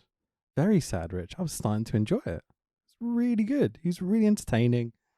His promos have got so many kind of gay sex innuendos in them. They're an absolute pleasure to listen to every week. His in-ring work was fucking great, man. The match with the Horseman and Mongo and everything was one of the most fun things we've watched in this whole series. Compare him to LT with their in-ring performance. It's not comparable, man. Yeah. I'm just... Bless you, Kevin Green. Yeah. Thank you, Kevin Green. This was a lot of fun, man. And I'm gutted you're not going to be in the rest of these series because, I was really looking forward to something else. At least the Mongo Kevin Green match. I thought we might get that before they ended it. But no, obviously the Carolina Panthers have jumped in and been like, no, you fucking don't. Invested a lot of money in you, our starting running back or whatever the fuck he is. But at least they paid it off. At least you knew he wasn't coming back. At least they said, he will be back. He will get his revenge. And he did the job. He did what he needs to do. He got Mongo relevant into the Horsemen. He got the mainstream media's eyes on the WCW product, showcasing with Flair and Arn. He turned into the baddie. He might have kept like another 3,000 viewers on Nitro. And they paid it off by not having him on the night after the pay-per-view. It's all down here from now for Mongo. Without Kevin Green there to play off, there's not much for Mongo to do anymore. Really awkward tackles. Which leads us in to our next match of VK Wall Street. Why the fuck is IRS in non-uniform? Versus. Oh yeah, the Macho Man Randy Savage. In Stinger paint? Well, Unity. I mean, yeah, it's because he's one of the 3 they're going to represent WCW at Bash at the Beach, but it's like the crossover we never wanted. Macho Man and Sting in the same character. Like, no, thank you. I'm fine with just Macho as he is. He's the Macho Man. Man named Randy. Steiners are great. So Savage is accompanied by Kevin Green and his Ratstail. I'm convinced that IRS has been hanging out with the boss man again. It's a bad influence on our boy. Bloody non-uniform wankers. Macho jumps IRS because Macho's the face, obviously. Crowd chant, we want Flair. IRS shoves Flair, does a bit of Benny Hill to try and distract the crowd from chanting for Flair. Smart. Because IRS is... Flair's not there. But, Savage. Sorry. Yeah, IRS shoves Flair and does a bit of Benny Hill. Try and stop the crowd from chanting for Flair. Tries and get them invested again. IRS is great. They do their best here, but there's no convincing this crowd to play along at all. Doesn't help that Wall Street doesn't have anything to do at the moment. He's just purely here for fodder for match. And the smart crowd from Charlotte know that this is a nothing match. This is just a tune-up so Savage can get a win under his belt before the main event. Did you know that IRS used to work for Vince? Wait, hang on. Wasn't he last in with Bill Clinton? Yeah, WrestleMania 10, yeah. So IRS is down. Macho is raking the dude's eyes. And I'm like, because he's a face? Can he do that, Joey? Exactly. IRS rolls to the outside to avoid the Macho elbow off the top. Green grabs IRS and throws him into the ring post. Can he do that, Joey? What is going on? Green chucks IRS back in the ring. Macho elbow off the top for the 1, 2, 3. The winner's the Macho Man. What? Beautiful elbow, though. I mean, it's Macho Man. Of course it's a beautiful elbow. No matter how much fucking pain he's in, he's going to land the best the best elbow in the business. Apart from Kairi Sane, but don't tell anyone I said that. She has the best elbow. Yeah, hands down. absolutely. We all sat loud and proud. 100%. But I tell you what, it is amazing still with that beautiful Macho Man elbow where it still doesn't matter. They just want flair. Yep, absolutely. Now, because that match was bollocks and we don't need to talk about it, I just got a really random text from my sister that is wrestling related. Oh, far away. I haven't actually read it all, so let's see what happens, but I saw the word wrestling, so let's go for it. Utterly random. Is there a Northwest wrestler you know who is a postman who chipped his teeth last year? We think he is maybe in a manager role. I heard he always delivers. I mean, Was it Carl Malone? this is one of those situations where, like, my sister knows that I like wrestling, and she's like, he'll know. I'm like, and I don't know wrestling that well. Like, what? Well, on the plus point, because he's on the UK independent scene, there's only like 12 wrestlers left who aren't Roggins, so we should be able to find out who it is. Yeah, I'm starting to wonder whether he's a postman. Maybe. Yeah. Anyway, before we before we have a second to even take all that fucking match that we just saw in, Sting and Luger are already cutting a promo before the ads. Stinger's in the paint still. Fucking Luger isn't. What happened? Third man. What happened to the Unity, bro? He slammed it on the USS Intrepid. Wait, was his name Unity? Shavonte, let's call him that, welcomes us back from the ads and tells us it's time for our featured matchup. I didn't realize this was the main event, but it is, of our WCW World Tag Team title match of Lex Luger and Sting, the current champions, versus the Harlem Heat of Booker T and Stevie Ray. Oh my god, how good do those two dudes look? Versus the Steiner brothers of Rick and Scott. This is 6 Hoss boys doing 6 Hoss wrestling sets. Something. I fucked up that line so badly. But the point got over, and it's nice here in WCW that you've got 3. I know obviously Sting and Luger are technically a team at the moment, so we'll give them the benefit of the doubt that they're tagging together and they've been together for a while. You've got 3 actual tag teams. Yep. You've got 3 tag teams in the main event, not thrown together stuff. And this is what I like in like the mid-90s wrestling. I really, really like good tag team wrestling, which is why it's so good having Sting and Luger and Harlem Heat involved in this match. And the Steiners are there just to ruck people up a bit. Absolutely. And Sting's here as well. It's fucking great. Lex is also here. The only thing this match is missing in WCW 96 is a certain other tag team. Now, what if I'm chilly? Maybe sit in front of a fire, but then what do I want in my drink to keep cool? Maybe some ice. Yeah. Only there was a team that was fire and ice. Did you get it? We almost went a whole pop without Conspicuous by their mentioning them. absence. Yeah, absolutely. I doubt we'll see them again, if I'm honest, but who knows. So there's some interesting shit going on here. Harlem Heat will walk into the ring, and Booker T is on his little flip phone thing. I'm like, third man? Nice touch. Who knows? Because maybe he's talking to the outsiders. Maybe he's got that phone call. But, you know, this is WCW in 96. It takes them, 5 years before they push Booker T? Fuck this company. It is incredible the main event caliber talent you have in this match and Lex Luger. Yeah, fucking A, man. Even Stevie Ray, man, that's a big boy. Fucking hell, he's a big boy. And certainly made his way after Harlem Heat as well. Yeah, he did all right for someone who didn't. Stevie Ray was really good for a big lad in the ring, but he never had the charisma of Booker. Yep, 100%. Every week I see Booker T on these WCW shows, and I'm like, this dude. My God, I'm not the biggest Booker T fan in the world. In '96, bruh, he's so good, so good. Same with How Scotty. do you think? Scotty is I was gonna over say, as how do you fuck think here. if Vince had Booker at the beginning of the Attitude Era, how do you think he would have realised his potential? If he'd Tax, gone to WWF? there's two types of wrestlers in this world. There's me Oh. and there's you. You know, yeah. Remember that promo? Yeah. Who do you think that promo came from? Do you think it's just straight out of the mind of Triple H, or do you think that came from a little bit higher up? Straight out of the mind of Triple H. Maybe. I mean, do you remember that DX video that was like, when? Oh, when they mocked the nation. No, I'm talking about it was a DX home video type thing where Shawn had left. Hang on, Short Walkman and China, that home video. I've watched that. There was no racism there. Shit all Just over my sex. memories here. Thank you, Tax. Appreciate you. Sorry, far away. Sorry. It's all right. Basically, Triple H is a bit racist in 98, 99. That's all I'm going to say.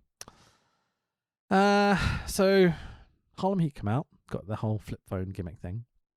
Steiner's enter. Got that red, white, and blue, but the Steiners are great. And, before Sting and Lex enter, they cut to adverts, because fuck this company. Come back from ads. Sting and Lex enter. Man called Sting, Steiners are great. The song just continues playing the whole time. Sting with the Sgt. Pepper gear. Lovely touch. It's fucking great, isn't it? Lex has painted his face again. Like, what? So he painted it. He washed it all off to paint it again. Yeah? Maybe he was worried. Maybe he felt embarrassed that his paint job wasn't great. That's definitely what happened. It's definitely not a pre-tape where Lex didn't paint his face initially. Yeah. And you guarantee what would have happened is that Macho would have turned up with his face painted, and Sting would have gone, Hey. "What the fuck are you doing? That's my gimmick." And it's like, "I'm not taking it off." And Sting was like, "Well, I can't take mine off." Lex, oh, for fuck's sake. I like to think of it as more as Macho turned up with the face paint and Sting was like, oh yeah, that's exactly how it's meant to look. Like, just me and you, yeah? Lex was like, but I want to play. Oh, okay, Lex. Here's this fake one with a bit of an elastic band round the back to turn around your head. No, I want real paint. Every bloody week, Lex, you have to join in, don't you? You have to be here. We have to fucking put up with your bollocks. I try to cut these promos and then they cut to you and you're just like, www. But I've got 2 belts. And where are they, Lex? Oh, fuck. I think in hotel room, yes? Young Buck? Young Buck look after belt. Tag team, yes? We do tag team too. They work for WWE AEW. So this 3-way tag match is good enough, to be fair. Big Hoss tag teams doing big Hoss tag team things. Hey, I got the line right.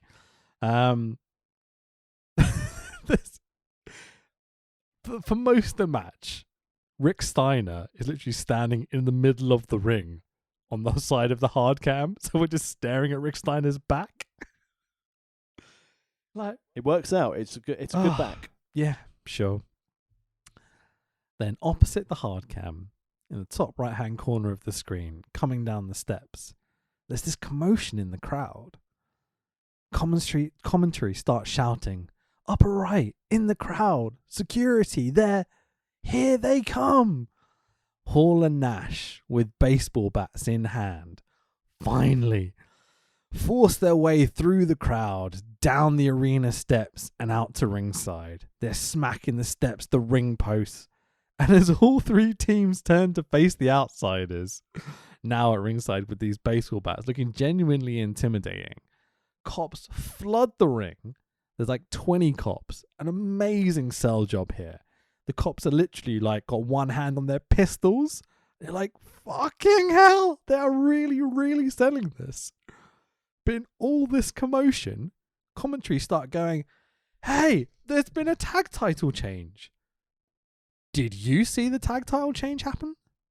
Not till the replay. Good stuff. It wasn't just me that was like, what? Because I completely missed it. Like I imagine everyone watching this show live missed it too. So, as all this is happening, as Hall and Nash are coming down to the ring, looking genuinely like terrifying and intimidating, Booker T rolls up Lex. Stevie Ray grabs Lex's legs. Lex, the referee, Booker T, and Stevie are all fully in the ropes. Okay? The ref count. I can't emphasize how much the ref is in the ropes at this point. Like Nick Patrick has his back underneath the ropes. Counts 1, 2, 3. Can they fucking do that, Joey? And Well, Harlem Heat got worried because there were white police officers with guns. America. And new WCW World Tag Team Champions, Harlem Heat. Well, we needed to get the belt off Sting and Lou because one of them's going to be the third man. I mean, yeah. Hall and Nash looked fucking cool, though. Yeah. Let's talk about them in a second. There's a replay that shows the tag title change. What did you think to Lex's selling of this, where he gets rolled up, he stands up, completely ignores the Harlem Heat who run off with the belt, completely ignores the ref who just utterly fucked him, and just goes immediately to the outsiders to try and, get his shit in, basically. Well, WCW is more important than the belts, but I thought the most interesting part of this, other than Luger's lack of selling or care that he's lost him and his tag team part of the belts, how you mentioned about the flip phone. Did you notice when they were showing the aftermath that Stevie Ray and Booker walk past the outsiders and they give each other a glance? Yeah. So going back to when you said about the flip phone, there's, whether it was deliberate or not, seed planted. Mm-hmm. There's all these sorts of little moments here that you kind of pick up on. You're like, is it legit? Is this happening? Like, is a black man about to be shot by a racist cop in WCW ring? I mean, they've got their guns out, mate. It's genuinely sold so brilliantly that the outsiders are genuinely here to fuck people up. Coming through the crowd, no security. Mm-hmm. Like smashing people out the way as they're trying to force their way to the ring. Like fans and stuff. It's great. Really fun. And the visual done properly. And I think some people might think that Tony Schiavone and Bobby Heenan really overplayed this. I don't think they did because they added to the chaos of the moment. Yep, absolutely.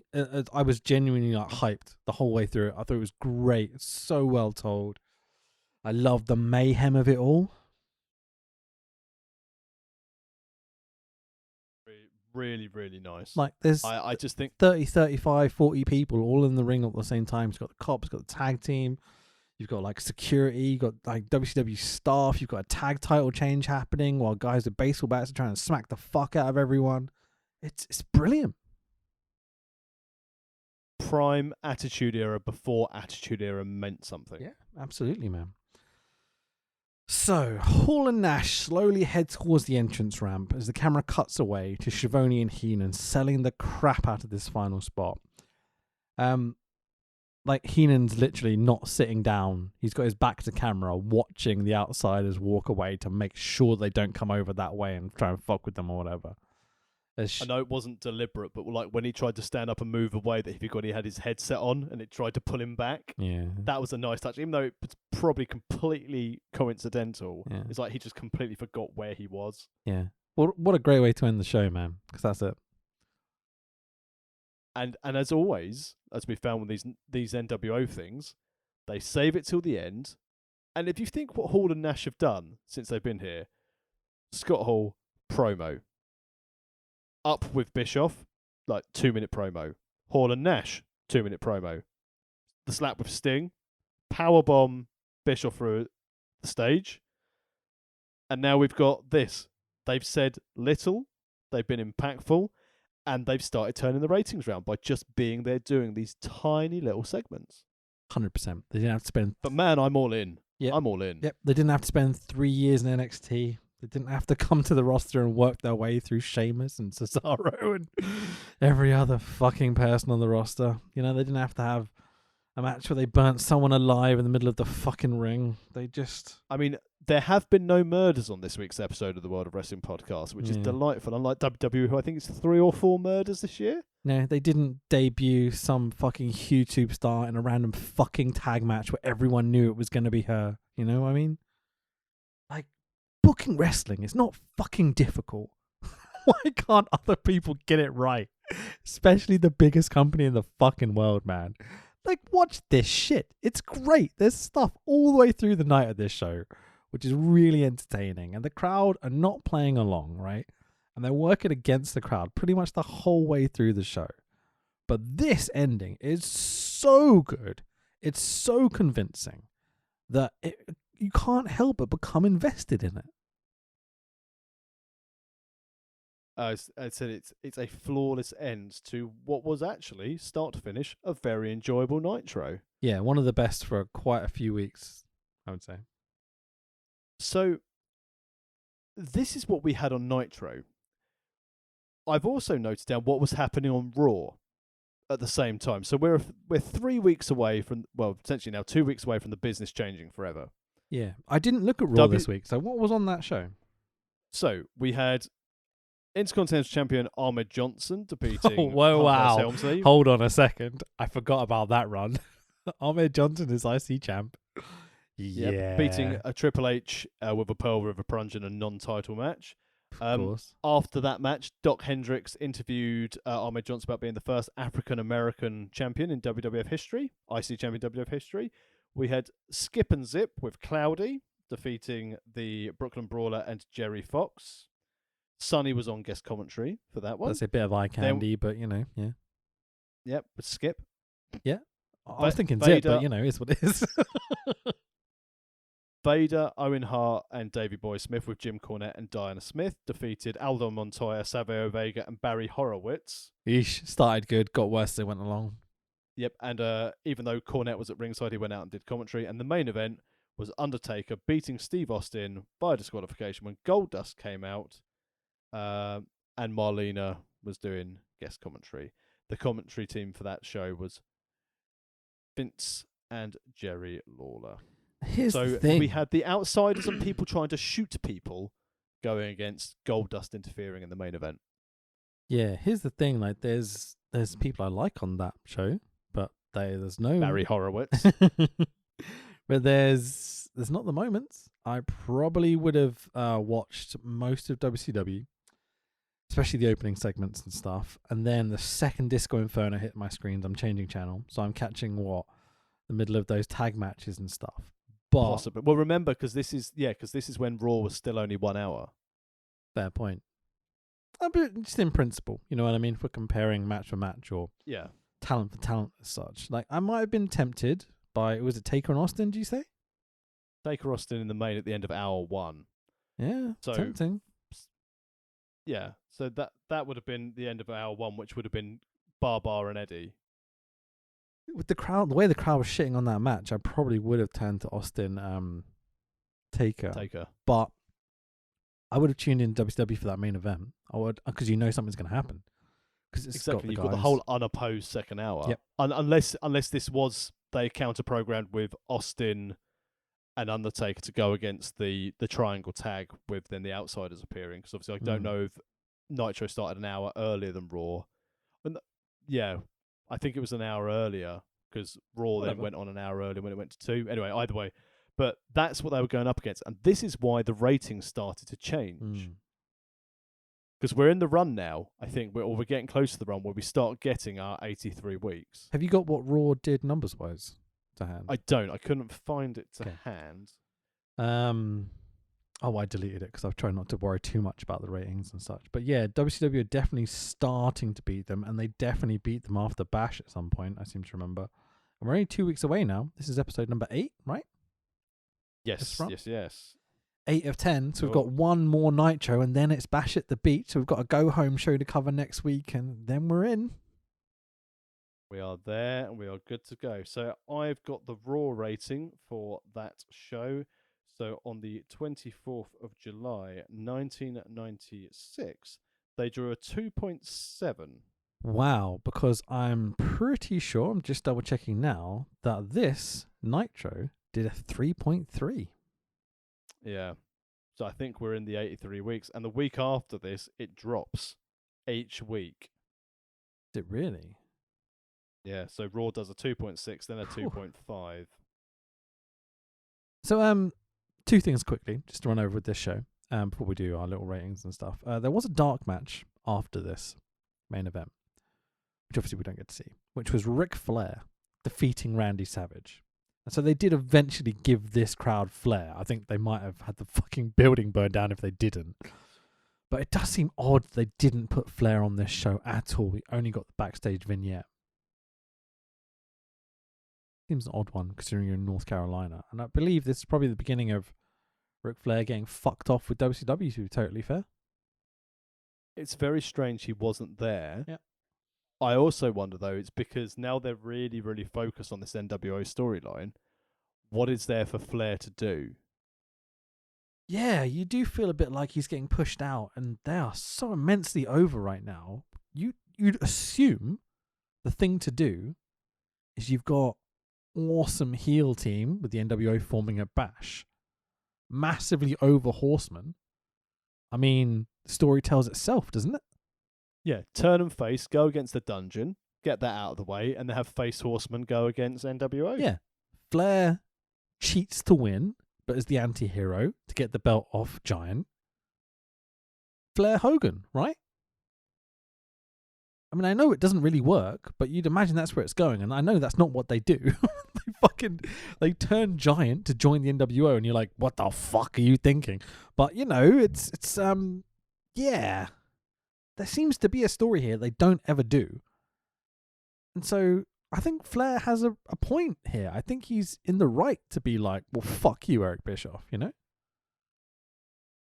The thing with Flair and Hogan, I wonder if it's neither would put the other one over. Yeah. Also, their styles just don't work. It's either you do a Flair match or a Hogan match. You can't do both. Doesn't work. No, not at all. And Hogan certainly ain't doing a fucking Flair match, you know? Woo! Anyway, so cornflakes. I enjoyed it. It's definitely the best Nitro that we've had throughout, but I think I'm worried if I'm rating this because it's better than the last two Nitros we've had. The main event finish was great, but when you think of the in-ring, the matches were fun, but there wasn't anything overly great there. So I'm going 3 today. If it was just the main event segment alone, you're looking 5 stars because it's brought you in. You watch what happens next week and you're going to buy the bash. But overall, start to finish, I'm going to go 3 stars, 3 cornflakes. It's difficult because there is some funny Kevin Green shit on here, thank God. We got Lex doing his WCW promo, which made me laugh for like 10 minutes straight. I had to pause it for a little bit just to keep laughing. But they also announced that Disco Inferno was going to be wrestling Dean Malenko, which made me furious. There is some good shit on here, you know, but there's some also really terrible stuff on here. I think 3 is reasonable. It's verging on a 2. It's very, very close. That title change at the end. Whew, like, that's not how you put someone over. But the NWO stuff is so fucking good. None of it, almost none of the other stuff matters.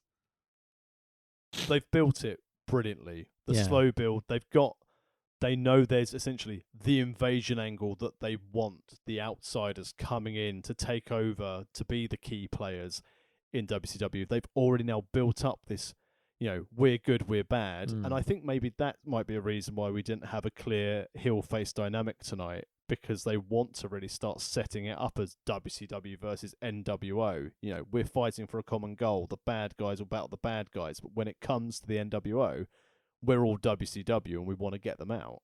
Yeah, I mean, king of retrospective here. There's one thing I would have done is I would have given this week Randy Savage versus Flair. Just because the crowd would be so into it. And you can have Kevin Green being there as well and try and like force the fans to choose almost. But really what you should do is do Diamond Dallas Page versus Flair. solid heel versus upcoming face Flair. But if that's not the story they want to tell in the future, then fair enough. They don't seem to have a fucking clue what they want to do. The point I'm getting to is they should have put Flair on this card and have him have a good match. Then it's like a 3 or a 4 maybe, because you only need one good match to bring that rating up. Because really, there's not a good wrestling match on this show. Like, Horseman and Rock and Roll's destroyed by the crowd. Savage and IRS was a bit shit. Like, there's nothing really to write home about. That's why I'm thinking maybe 2. But, whatever. It's what it is. Cool. Well, we're now, what are we, 2 Nitros away? 1 Nitro. One more. 1 Nitro. One more go-home show. Then it's Bash at the Beach, my friend. See, because this is the thing which I've enjoyed about this, because we've heard all the stuff about, Sting, Luger, Third Man, all the rumours about Mabel. I'd never considered Booker until seeing this. And obviously I know it's not happening, but I'll be really interested to see if they do anything else with Booker and Harlem Heat next week. Dude. I fuck me. The timing on this. Is Vince McMahon dead? No. Kevin Green is. No. Legitimately. I just clicked on Twitter accidentally and it was like breaking. Kevin Green, Hall of Fame pass rusher, dies at 58. No. Holy shit.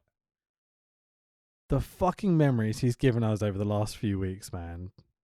The worst thing is, mate, I'd written on a bit of paper, find way to contact Kevin Green, because I was going to try and get him to record a Ford for the show. Oh, man. I'm totally gutted. He was fucking excellent. We shot on him so hard at the beginning of this podcast. And he came good in all the best ways. He was fucking excellent, man. Oh, that's such a shame. Kevin Green, buddy. There's an awesome photo of here with him in between Macho and Hogan having his hands raised. And I'm like, oh, that's awesome. That's an absolute crying shame. Fuck. Poor old Kevin Green. Well, live and in person, Well, Literally. I was going to say, considering that's, the sadness we're in with Tier 4, we're supposed to bring some joy. But, genuinely, ladies and gents, as Rich said, we warmed to this guy during this podcast. I think for an outsider coming into wrestling, he did a fantastic job. And, his promos are funny and we make fun of him, but easily the best footballer to step in a wrestling ring out of all the sports people. And I think only topped possibly by Malone in the ring from an outside sports talent to come into wrestling and do it. Sure. Like part-time. God, I'm now going to have to put a thing when I post this saying, look, we literally, Kevin Green died we were until the announcement that he died as we were doing the show. The bits where I'm taking the piss out of him earlier in the show, please take it as we love this guy. Like, because genuinely, he's been so fucking entertaining the whole way through, man.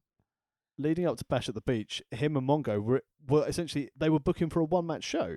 Yeah, they were booking for Flair and Arn versus Mongo and Kevin Green. Yep. And in fairness to Kevin Green, fair play to him, Flair did not fuck his wife. And he will forever be immortalized at the end of our podcast. Because you know what, Tax? You got to penetrate, baby. Penetrate in the back. God bless you, Kevin Green. Fuck, man. Right. Let's leave it there, dude. So, whatawrestlingpodcast.com is the best place to find all the links to the pod and stuff. I will eventually update that website. Where's your socials, bud? At the Tex Williams, we're in Tier 4. There'll be no professional wrestling. I might occasionally post fun things that I saw on 90s WWF where they did the lady falling through the glass shower into Austin's entrance theme today. Funny stuff like that. I enjoyed it immensely. I'm at Fanboy Rich. Watch my stuff on Wrestle Talk. I've got a week off. Lucky me. And watch your face live on Wrestle Talk for the first time. Yeah. Check out most people listen to this show know my face, I think, but it's what it is. WorldOfWrestlingPodcast.com is the best place to find all that stuff. I'm a bit sad now. Oh, Kevin Green, what a dude. He was awesome. I have a photo of him on my desktop from a thumbnail we use, and I look at it quite regularly because it makes me laugh. He's really funny. You've just got to penetrate, my friend. You just got to penetrate.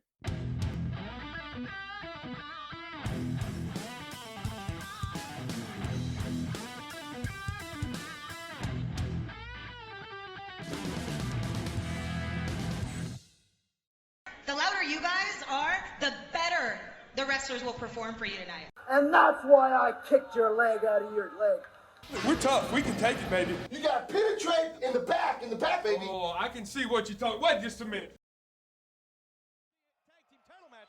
Sting and Lex Luger to take on the Steiner brothers. Before we do that, Coach, take a look at Steve McMichael and Kevin Green.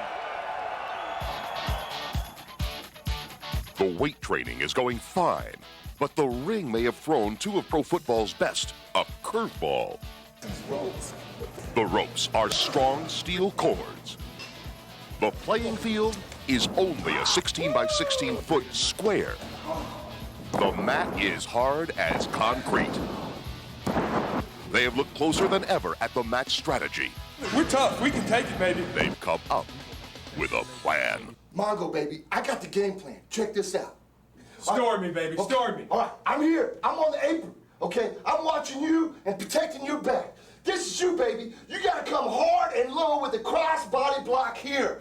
Then you gotta get in a 4-point stance. A little football. That's it. 4-point stance, like you're in goal line. You gotta penetrate on their side of the football, and you gotta make the play in the back of the line of scrimmage, right there. Tackle for a loss, baby. Oh, I can see what you're talking. Wait just a minute. Let me get over in the chair.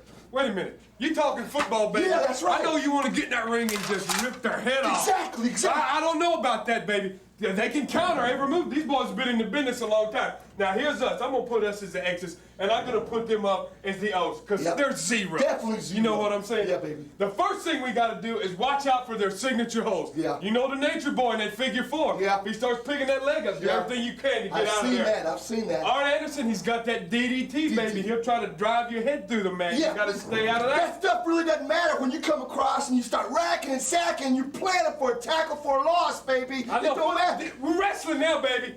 And another thing about wrestling, in tag teams, you don't want to get your little X all the way over here in their corner, because them zeros will take care of it. But you gotta penetrate, man. You gotta penetrate the line of scrimmage on their side of the football. You gotta keep everything on your side of the mat. Wait a second, man. I can see we're gonna be at odds here. Man, we're butting heads, man. I know. What do we gotta get together.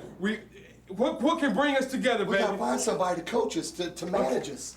A manager would be great. That's it. A coach. What? Are you thinking what I'm thinking? The Macho, yeah. Oh yeah, Coach Macho. See him sack. We gotta get. I know they banned him from wrestling, but I wonder if he can still manage. You got the phone number, baby? We gotta get it. We gotta find it. Call him. Come on, let's go. Okay.